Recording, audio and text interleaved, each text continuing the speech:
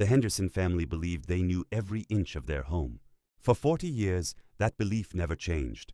The house stood at the end of a quiet street in Pennsylvania, surrounded by old maple trees and neighbors who had lived there for decades. It was the kind of place where nothing unusual ever seemed to happen. Richard and Margaret Henderson bought the property in 1982. At the time, they were newly married, starting a family and searching for a home where they could build a life together.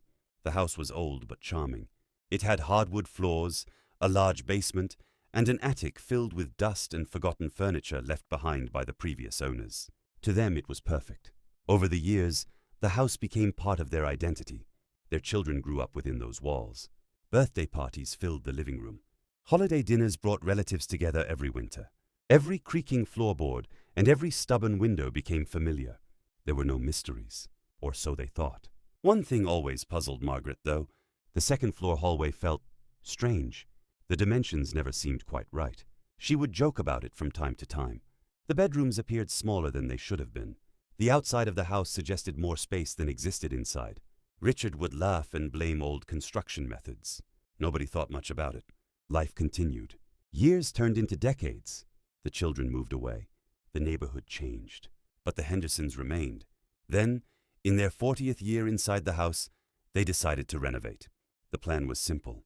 Update the upstairs bedrooms. Replace some aging walls. Install better insulation. Nothing extraordinary. At least, that was the expectation. The contractor arrived on a Monday morning. By Wednesday, everything had changed. One of the workers noticed something unusual while measuring the hallway wall. According to his calculations, there should have been an additional section of space behind it, almost 8 feet. At first, he assumed it was a mistake. Maybe old blueprints were inaccurate. Maybe the measurements were wrong. But after checking again, the numbers remained impossible to ignore. The exterior dimensions and interior layout simply did not match. There was empty space somewhere inside the structure. When Richard heard this, he was skeptical. 40 years. He had lived there for 40 years. How could an entire room exist without anyone knowing? Still, curiosity got the better of him. The next day, the contractors carefully removed part of the old wall. Behind layers of aging wood and insulation, something appeared, another wall, and embedded within it was a small wooden door. No handle, no visible lock. Just a plain door hidden completely from the rest of the house. The room fell silent. Nobody spoke. Richard later said that moment felt unreal. It was impossible to understand how something so significant had remained invisible for decades. The door resisted at first. Years of dust and humidity had sealed it shut. But eventually, with enough pressure, it opened. Cold air drifted outward. The hidden room was completely intact. It measured roughly 8 by 12 feet. No windows, no electricity, no obvious purpose. A single light fixture hung from the ceiling, though it had long since stopped functioning. The walls were covered with faded wallpaper from another era. Dust coated every surface. Yet somehow, the room felt untouched, as though time itself had stopped inside.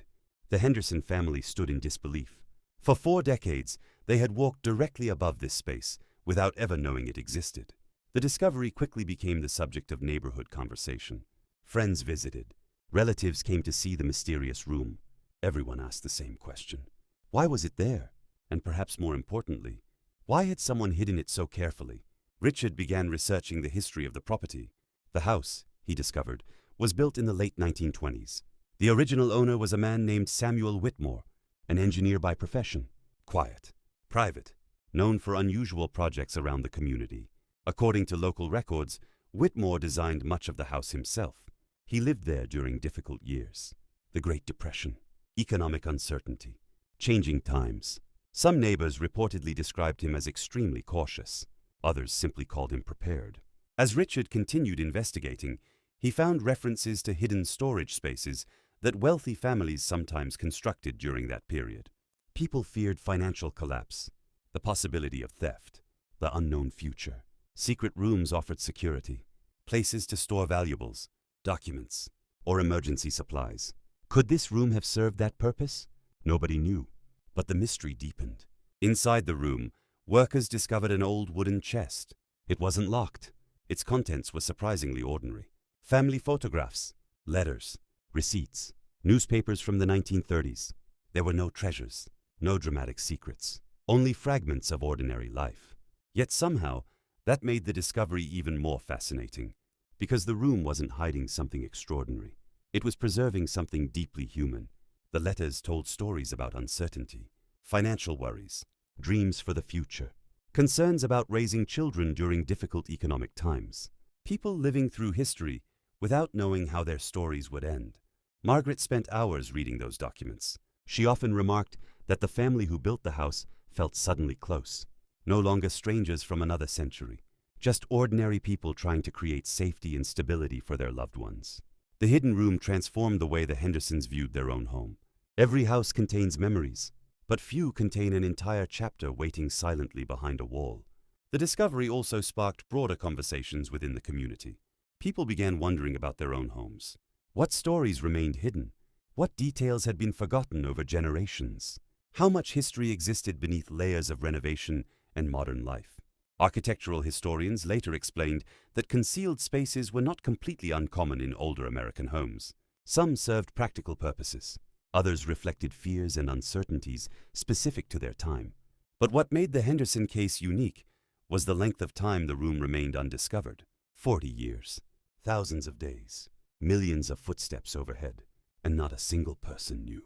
The room itself eventually became part of the house once again. The Hendersons chose not to remove it. Instead, they preserved it, a quiet reminder of the families who came before them. Visitors would occasionally ask to see the hidden space, and Richard always enjoyed telling the story. He would point to the ordinary hallway upstairs and smile.